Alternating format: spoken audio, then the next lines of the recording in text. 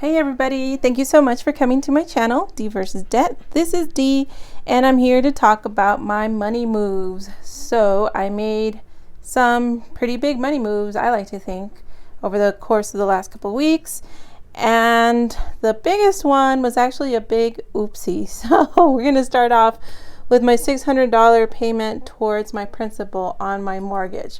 This comes with a warning. So this was not supposed to have happened. I'm a big fan of Bob Ross, so I'm going to call it a happy little accident. However, my warning is, you know how there was a song back in the day said, blame it on the alcohol, way back in the day?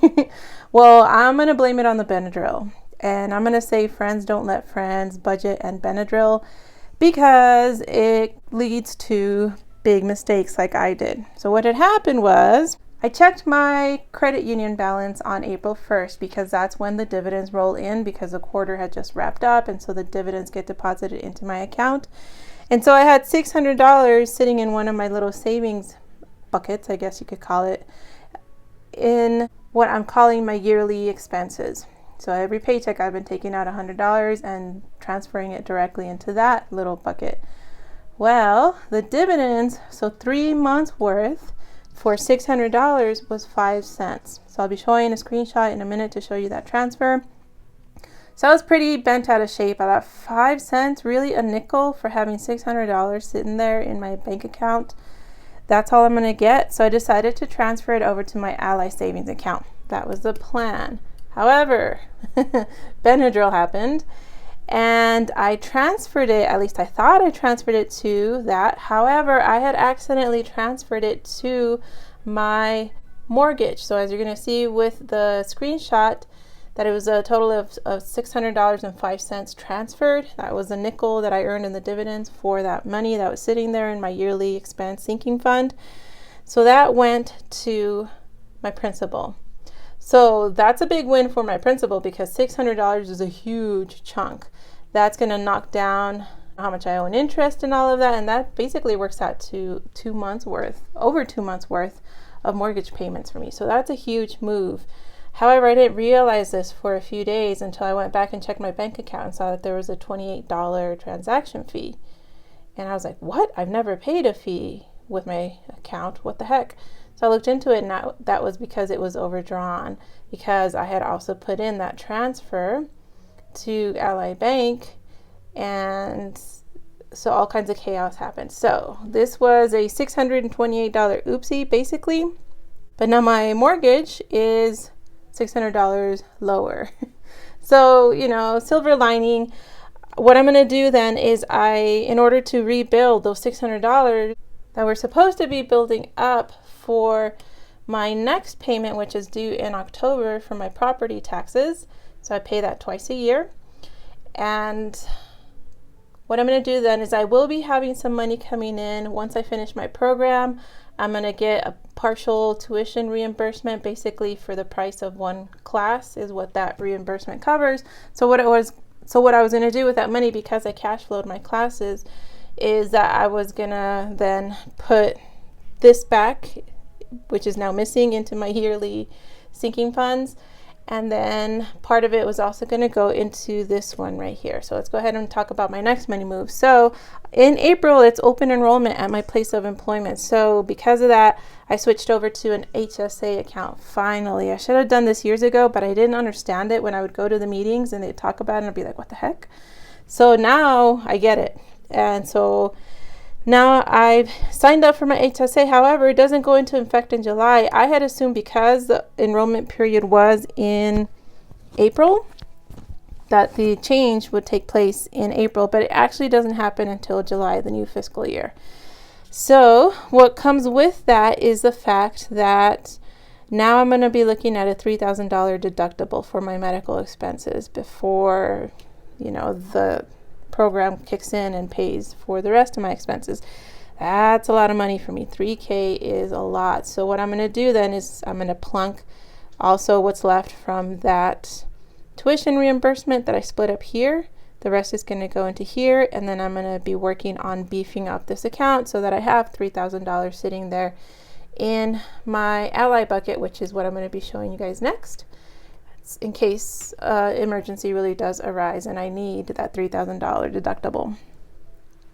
So I keep meaning to show you my Ally buckets and I keep forgetting to, so I'm going to do a screenshot where I scroll through. Basically, when you sign up for Ally and it doesn't cost anything and you can sign up with as little as you want, I opened up my account with $12.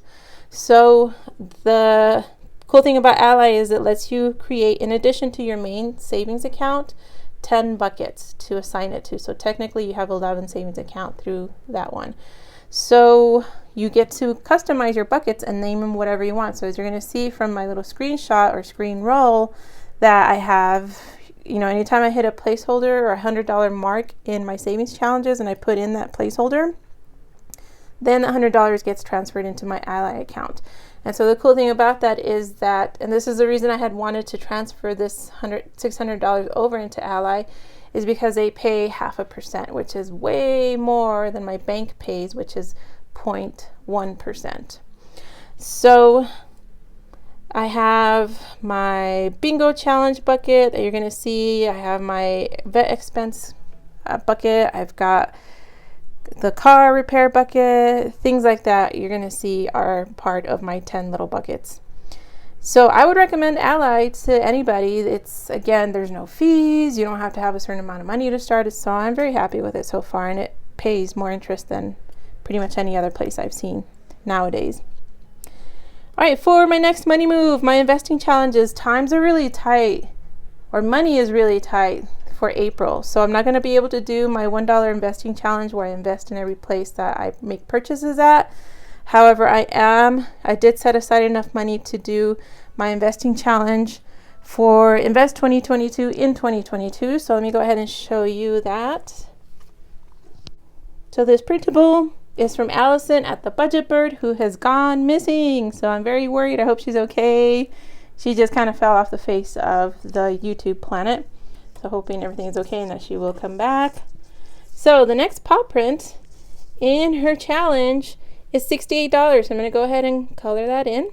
And I'm trying to build up my positions, and I'm trying to get full shares of the ones that I'm investing in. So for this one, this $68, all of it is going to go into Apple. So I don't have a full share yet of Apple, but with these $68, I'll have a full share and a little bit extra. So because I have so many Apple products, I've got an iPhone, an iPad, an iMac, and they're all, except for my iPhone, very old and outdated, but they're still Apple products, so I definitely want to own a full share. So let's go ahead and go over into my CashApp account and invest those $68.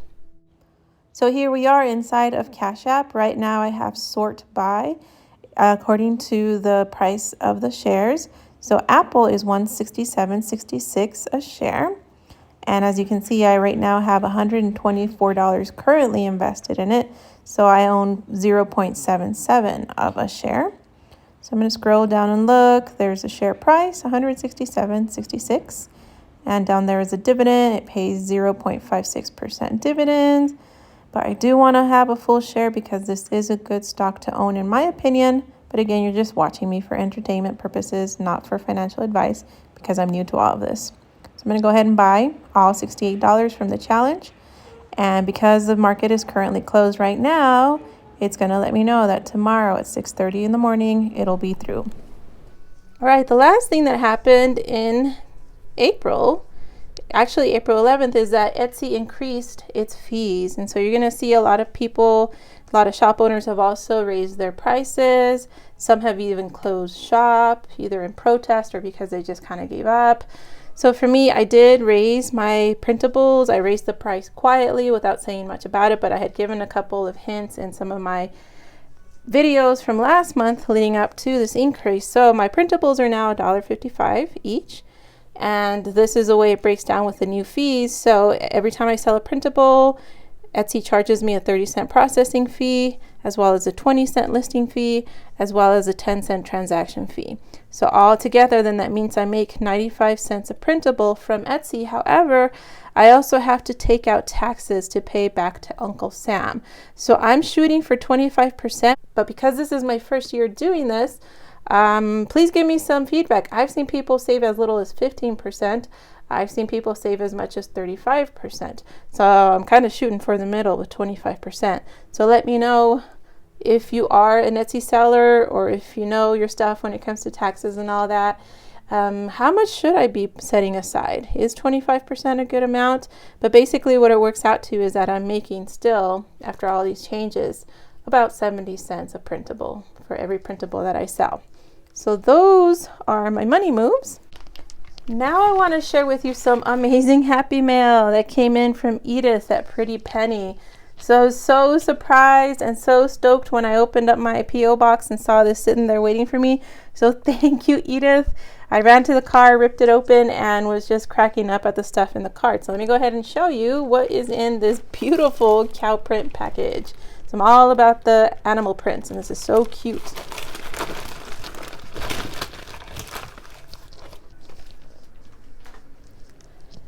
So first of all, there was a cute Easter card. Look at those paper eggs. I love those like old school paper decorations, you know, that fold out and it's like really thin like tissue paper. So cute. And then inside she said some really sweet and really funny things. I was cracking up. One of the things that she talked about was a definition. She wrote a definition. She wrote a couple of definitions, which I thought was hilarious. One of them, I can't tell you the word because it's considered a swear word in Spanish, but I love Spanish swear words. I pretty much have the mouth of a sailor in Spanish. So it's describing a woman. And let me read you the description. This word, which in Spanish would be bleep on YouTube, it says adjective, Mexican origin. And the Spanish definition is mujer inteligente, valiente y generosa, que no se detiene hasta alcanzar lo que propone. So basically what that translates to is a smart or an intelligent woman, a brave woman, a generous woman who does not hold herself back when it comes to reaching her goals. That is absolutely wonderful. And if you can guess the Spanish word, you're one of my favorite people because that's one of my favorite Spanish swear words. It's not a really super offensive word. It's like mildly sweary. The other definition cracked me up, and I also can't say it because we'd been having a conversation back and forth on Instagram about Spanish and about, you know, words that I love to use that she thinks are hilarious, but she doesn't quite use, you know, because she's got kids and a hubby that might get offended and all that. So thank you, Edith, for that card. It was amazing. I loved it. And then one of the funny things she shared is that these are some of her favorite snacks during her lady days. And y'all, I still haven't started my lady days. I'm over 2 weeks behind now, closing in on 3, I think. And no, I am not with child, but I'm sitting here wondering, like, is this menopause? So when I get really stressed out, my lady days disappear, but they don't disappear for this long. I think 2 weeks was the longest I've gone. So I am under a lot of stress right now because it's, you know, the final stretch for my program for school. And maybe that's what's doing it. Maybe it's the change in diet that I've done because I'm trying to lose weight. Who knows? But this is awesome because she talked about, you know, that these are her favorite snacks. This pulparindo, if you have never tried it before, you definitely need to, but it's an acquired taste. This is one of my absolute favorite Mexican candies. So it's basically tamarind, but it's salty and sweet and spicy. My mouth is actually watering, so I'm worried about, like, you guys seeing drips of drool falling down on all this stuff. Oh boy. Can't wait to tear into this. Seriously, my mouth is watering so hard. Love these. My car ate one of these. I've never had this before, so it says enchilocas, so like spicy and crazy, but it's watermelon flavored. So is this going to break a tooth, Edith? Is this like, does it have a hard center, or can I just bite all the way through what's going to go on here? So I don't want to end up being molacha, like losing a tooth if I bite into this, so give me a heads up on what I should do. But one of these disappeared into the depths of my car, but still she sent tons and tons of them. So yum. Can't wait to try these. I love anything sour. I love anything gummy, so this is perfect. Yum. Another one that I can't wait to tear into. Ooh, especially the sour apple. One of my favorites. And anything strawberry, heck yeah. So super looking forward to this. And this one was also a sentimental one because, again, I love gummy anything. It's a comfort food for me. It's a stress food for me. But there's also an emotional attachment to it. And this one was like, oh my goodness. So right before my grandfather passed away, on my mom's side, he was put into a home because he had all sorts of health issues. One of them was basically Alzheimer's. And so he didn't recognize us most of the time. And so one of the last memories I have of him in that home was him eating these gummies and enjoying them so much. And I was seeing him like in a different light. He was like a little kid enjoying these candies. And so when I eat gummy lifesavers and I'm trying not to cry, I think of him. So thank you so much, Edith. You have no idea how sweet all of this is and how much it all meant to me, how much it made me laugh, how much it made me tear up. So thank you, thank you, thank you. And keep your fingers crossed that my lady days come soon and that I can tear into all of this with like wild abandon and eat all of it in one sitting probably. So thank you everybody for watching. I hope you're having a wonderful day and I will see you on Freebie Friday.